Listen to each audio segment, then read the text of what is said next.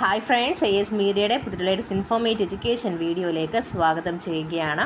കേരള സർവകലാശാല FIUGP 2025-26 അധ്യയന വർഷത്തിലെ അഡ്മിഷൻ നടപടികളുമായി റിലേറ്റ് ചെയ്തിട്ട് ട്രയൽ അലോട്ട്മെൻറ്റ് പബ്ലിഷ് ചെയ്തിരിക്കുകയാണ്. ഒഫീഷ്യലി സൈറ്റിൽ ഇപ്പോൾ ആഡ് ആയിട്ടുണ്ട്. അപ്പോൾ ഓൾറെഡി എല്ലാ വിദ്യാർത്ഥികളും അറിഞ്ഞിട്ടുണ്ടാകും. അറിയാത്ത വിദ്യാർത്ഥികൾ ശ്രദ്ധിക്കുക. FIUGP ഓൺലൈൻ സൈറ്റിൽ, കേരള യൂണിവേഴ്സിറ്റി സൈറ്റിൽ FIUGPയുടെ ഹോം പേജിൽ നിങ്ങൾക്ക് കാണാൻ സാധിക്കും ട്രയൽ അലോട്ട്മെൻറ്റ് പബ്ലിഷ്ഡ് എന്ന് പറഞ്ഞിട്ട്. അപ്പോൾ നിങ്ങൾക്ക് നിങ്ങളുടെ ആപ്ലിക്കേഷൻ നമ്പറും പാസ്വേഡും യൂസ് ചെയ്ത് ലോഗിൻ ചെയ്തിട്ട് ട്രയൽ അലോട്ട്മെൻറ്റ് നിങ്ങൾക്ക് ചെക്ക് ചെയ്യാവുന്നതാണ്. അവിടെ പ്രത്യേകം ടാബ് ഉണ്ടാവും അലോട്ട്മെൻറ്റിന് വേണ്ടിയിട്ട്, ട്രയൽ അലോട്ട്മെൻറ്റ് എന്ന് പറഞ്ഞിട്ട്. അപ്പോൾ അത് ചെക്ക് ചെയ്യുക. ആൻഡ് അലോട്ടഡ് ആയിട്ടുള്ള വിദ്യാർത്ഥികൾ നിങ്ങൾക്ക് ആ ഒരു കോളേജിൽ ഓക്കെ ആണെന്നുണ്ടെങ്കിൽ ഓപ്ഷൻസിലൊന്നും ചേഞ്ച് വരുത്തേണ്ട ആവശ്യമില്ല, അതുമായിട്ട് കണ്ടിന്യൂ ചെയ്യാം. ആൻഡ് മറ്റൊരു കാര്യം, ട്രയൽ അലോട്ട്മെൻറ്റിൽ വന്ന കോളേജും കോഴ്സും തന്നെ ഫസ്റ്റ് അലോട്ട്മെൻറ്റിലും അലോട്ടഡായി കിട്ടണമെന്ന് നിർബന്ധമൊന്നുമില്ല. അതിൽ മാറ്റമൊക്കെ വരാം, ഡിപ്പെൻഡ്സ്.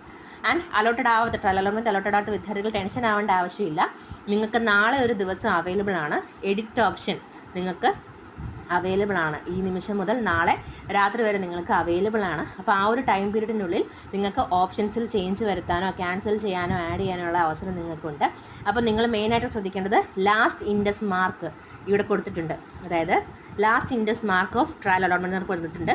അപ്പോൾ അതിൽ ക്ലിക്ക് ചെയ്യുക. ക്ലിക്ക് ചെയ്തിട്ട് ഇവിടെ നിങ്ങൾ ഏത് കോഴ്സാണോ ആഗ്രഹിക്കുന്നത് ആ കോഴ്സ് നിങ്ങൾക്കിവിടെ സെലക്ട് ചെയ്തിട്ട്, ഇപ്പം BA ഹിസ്റ്ററി ആണെന്നിരിക്കട്ടെ, ആ ഒരു കോഴ്സ് സെലക്ട് ചെയ്യുക. ഗെറ്റ് ലാസ്റ്റ് ഇൻഡെക്സ് മാർക്ക് എന്ന് കൊടുത്തു കഴിഞ്ഞാൽ ഓരോ കോളേജിലും നിലവിൽ ഈ ഒരു ട്രയൽ അലോട്ട്മെൻറ്റ് പബ്ലിഷ് ചെയ്തതിൻ്റെ ലാസ്റ്റ് ഇൻഡെക്സ് മാർക്ക്, അതായത് ഏറ്റവും ലാസ്റ്റായിട്ട് അലോട്ടഡ് ആയിട്ടുള്ള വിദ്യാർത്ഥിയുടെ മാർക്ക് അവിടെ കൊടുത്തിട്ടുണ്ട്.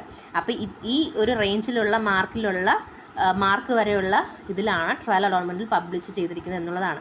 അപ്പോൾ ലാസ്റ്റ് ഇൻഡെക്സ് മാർക്ക് വെച്ചുകൊണ്ട് നിങ്ങൾക്ക് നിങ്ങൾ കൊടുത്തിട്ടുള്ള കോഴ്സിൻ്റെ ഇൻഡെക്സ് മാർക്കും അല്ലെങ്കിൽ അതിൻ്റെ കിട്ടുന്ന ആ ഒരു മാർക്ക് ബേസ് നോക്കിയിട്ട് നിങ്ങളുടെ മാർക്ക് ഉണ്ടല്ലോ, +2ൻ്റെ നിങ്ങൾ മാർക്ക് ആഡ് ചെയ്തിട്ടുള്ളത്, അതിൻ്റെ ടോട്ടൽ മാർക്കും വെച്ചിട്ട് നിങ്ങൾക്ക് ചെക്ക് ചെയ്യാനായിട്ട് സാധിക്കുന്നതാണ്. അപ്പോൾ നിങ്ങൾക്ക് കിട്ടാൻ സാധ്യതയുള്ള കോളേജുകൾ വെച്ചിട്ട് നിങ്ങൾക്ക് റീഅറേഞ്ച് ചെയ്യാനായിട്ട്, ഓപ്ഷൻസിൽ റീഅറേഞ്ച് ചെയ്യാനായിട്ട് സാധിക്കുന്നതാണ്.